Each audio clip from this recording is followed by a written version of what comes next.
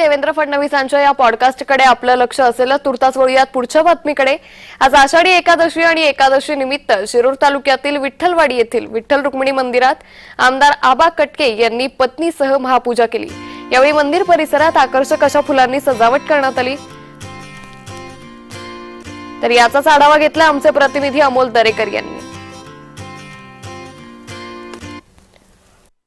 आषाढी वारीनिमित्त वारकरी खरं तर पंढरपूरच्या दिशेने मजल दरमजल करत पंढरपूरमध्ये दाखल होतात आणि एकादशीच्या निमित्तानं हा वैष्णवांचा मेळावा पंढरपूर नगरीनं खऱ्या अर्थानं सजला जातो. परंतु प्रति पंढरपूर म्हणून ओळख असणाऱ्या विठ्ठलवाडीच्या मंदिरात मी आता उभा आहे. आपण माझ्या पाठीमागे पाहू शकता की फुलांची आरास या ठिकाणी सुंदर अशी करण्यात आलेली आहे आणि विठ्ठलाचा या सुंदर गाभारा या ठिकाणी सजवण्याचं येथील गावकऱ्यांनी केलेला आहे. त्याचप्रमाणे आपण या ठिकाणी पाहू शकतो की मोठ्या प्रमाणात असणारे भाविक भक्त या विठ्ठलरायाचं सावळं रूप आपल्या डोळ्यामध्ये साठवण्यासाठी गर्दी करू लागले. असं म्हटलं जातं की निळोबारायांना साक्षात्कार झाला आणि याच विठ्ठलवाडीच्या डोहामध्ये या ठिकाणी विठ्ठलांची मूर्ती सापडली. अशा या पंढरपूर नगरीत असणारी प्रतिपंढरी म्हणून ओळख असणाऱ्या विठ्ठलवाडी या ठिकाणी आपण आलो.